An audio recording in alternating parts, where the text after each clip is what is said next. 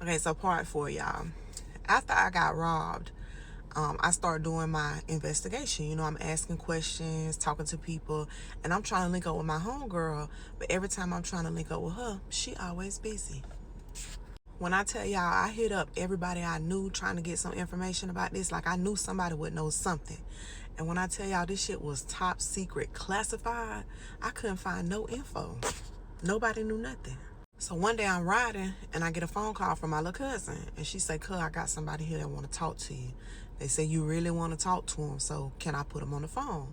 So I'm like, "What it's about?" And she like, "It's about when them niggas broke into your house." So I'm like, "Hell yeah, put him on. Let me holler at the nigga." So when the nigga get on the phone, I'm like, "What's happening? Who is this?" So when he tell me who it is, y'all, my jaw drop. It's one of the niggas that broke into my house. So when I realize who it is, I'm like, "Nigga, you got a lot of nerve. What's up? Like, what you want?" So he was like, "Man, I need to holler at you. Can I holler at you? Can you pull up on me so we could talk about something? And I'ma lace you up on everything that happened. I just want to talk to you face to face." And I ain't gonna lie, y'all, I was a little skeptical at first, because y'all know I got a history of when niggas want to talk to me face to face. You know what I'm saying? But I was like, curiosity killed the cat, baby. I want to know what happened. I need to know. So I agreed to meet him. So y'all know I'm a little nervous, so I grab and I go to meet him. So when I pull up on him, he like, "Red, listen, I'll tell you everything, but you just gotta promise not to go to court. Like, if you promise not to cooperate, I'll tell you everything right now." So I'm like, "Okay, yeah, I ain't gonna go to court. I ain't gonna cooperate." That's what I'm telling him. But in my mind, I know I don't gotta cooperate because they caught you niggas coming out of my house. So whether I talk to the police or not, you really caught red-handed. But I want to know. So yeah, I ain't gonna go to court. What's up? Talk to me. Tell me everything. Now, I ain't no fool. On my way there, I took my other phone and I pressed record and I put it down in my thing because I want to have proof of whatever is going on. So he proceeds to tell me that it was my homegirl that set me up. She had came to him like 2 to 3 weeks earlier with the lick. She originally tried to send him in my spot that I was doing business at. But they decided that they would get more if they came to my house.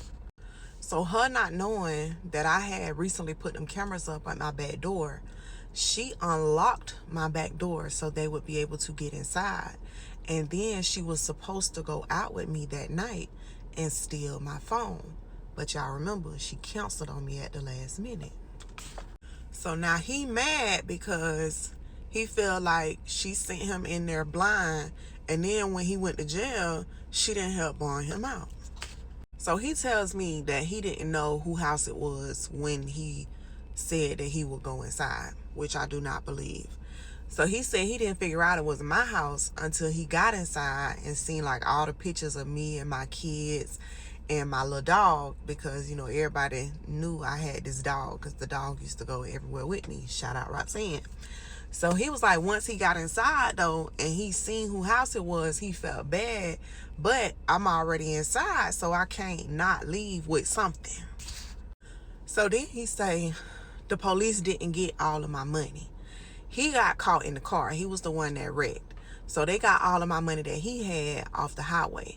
But the other nigga that was with him that got caught in my neighbor backyard ended up hiding what he had in my neighbor backyard.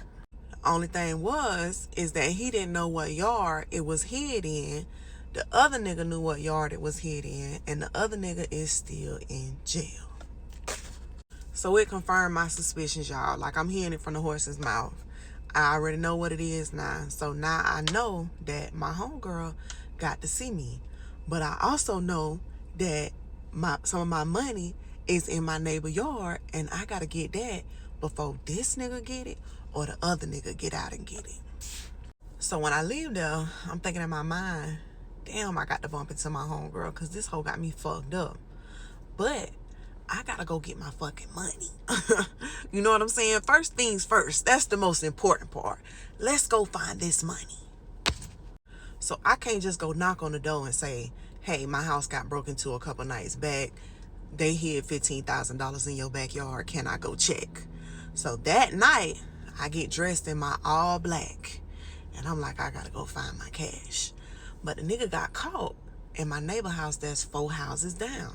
So I gotta search every yard until I get to that house. So I first searched the first yard, nothing. I searched the second yard, nothing.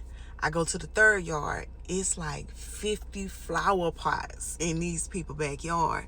So I gotta check up under all the flower pots and the grill, like everywhere. Like I'm searching, and it's the middle of the night, y'all. Heart beating out my chest. So I get to the yard that they caught him in. And I'm searching, I'm looking around, I'm looking under flower pots, under tarps. It's a lawnmower back there. I'm searching under the lawnmower, like I'm searching. I don't find nothing, y'all. So in the back of my mind, this nigga came and got it before I could get it. So now everything just lost. So a couple days go by, and I still ain't bumped into my homegirl. So I call her sister, and I'm like, hey, listen, let your sister know that she need to meet up with me and talk to me, because people saying that she sent them to break into my house. They don't know I got this recording. So I'm like, I want to talk to her, tell her she need to meet up with me, ask her where she want to meet at. So she ended up talking to her sister. She ended up calling me back, and they said, okay, come meet at her house. So this the sister that helped me with my baby funeral. So I said, okay, cool, I'm on my way. So I get there, I'm waiting on her. She ended up pulling up. So when I started talking to her, at first I don't say nothing about the recording. I'm like, damn, cuz you sent them people in my house, like, why would you do that? Of course, she denied it at first. So then I tell her, I already talked to old boy. He told me you did it, and I got a recording. Soon as I said that, her eyes got big, and I hit her in her shit. So we on the front porch, and I'm tearing her ass up. When I tell you I'm trying to beat the black off her ass, I'm tearing her ass up. So then her sister ended up breaking it up, and I'm telling her, everywhere I see you, hoe, I'm gonna beat your motherfucking ass. So if I ain't nothing else, I'm a woman of my word. And over the next couple months, year or so, every time I seen her, I'm jumping out on her trying to tear her ass up. I caught her in the BP one day. But this hoe don't go nowhere without that fire. And that hoe up that fire on my ass like 2-3 times, y'all. To the point where I had to say, you know what? I'm gonna just leave you alone, baby. Cause I ain't trying to lose my life. And I did keep my word to old boy. I never cooperated. I never gave a statement. The only statements I gave or videos I gave was that night when they broke into my house. But because I would not cooperate, it took the case years to be resolved. One of them ended up getting 20 years, and the other one ended up getting 10 years. I never gave the police the recording because I promised the old boy that I would not cooperate if he told me everything. And he was on there admitting that he had broken into my house. So my homegirl never got charged with anything because they never said anything about her, and I never said anything about her. But she did eventually go to jail for something else, because God don't like ugly, and he ain't proud of pretty. He don't play by me. So when the case got resolved, they told me that I could come in and get my property. I go down to get my property, and they got all like my jewelry, my laptop, and everything like that in one bag. And then they got another bag, and it's got 2 sets of money. I ended up getting the money that the nigga hid in my neighbor backyard. They found that, and I got all my money off the highway, $30,000.